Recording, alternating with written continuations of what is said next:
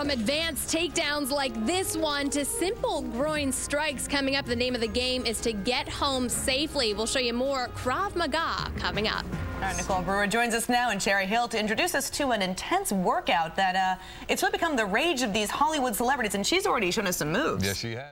Israeli Krav Maga is basically practical street defense, effective practical street defense to protect yourself against attacks, violent attacks in the street. It's based on Israeli military training that's been modified for civilian use. And of course, it's all based on real life situations, attacks. Yeah, we're here at the Israeli Krav Maga School in Cherry Hill, New Jersey, and we're learning more about sort of how to take military combat and modify it for civilian use. A violent crime occurs every 22 seconds, so what do you do if you're in that position? We'll talk to a woman who's been there and why she says these classes may help her. Suzanne, you've actually been in a situation before where you were assaulted. Thank God you got away from it safely. But how has this class helped you to kind of move forward from that experience? It gives me the confidence more, I guess, to be aware of my surroundings. I was in a situation and did make sure that I gave him exactly what he wanted, so I was able to get out. But it would have been nice to be able to defend myself.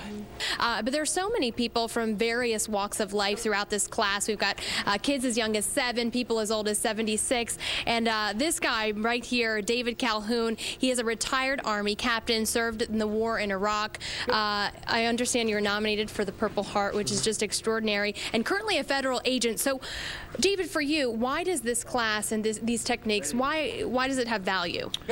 Real quickly, I think it's just extremely practical. It has a lot of reality base to it, especially with my kind of experience. Just because you're outsized doesn't mean you're outmatched. Coming up, how women can defend themselves against sexual assault.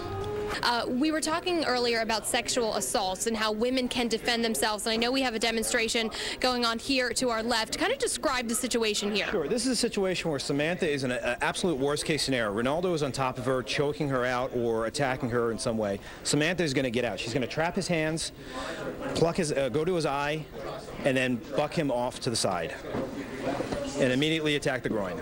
And again, we said that size really doesn't matter in this case. It's all about sort of mental awareness, but also techniques. And Samantha, I did just want to talk to you for a second. I'll help you up. I know that your husband was in the military and you're a widow, unfortunately, and I'm sorry for your loss, but you said that these classes have really helped you through that. Yeah, it's in general, I find these classes to be incredibly empowering, as well as being a tremendous stress relief.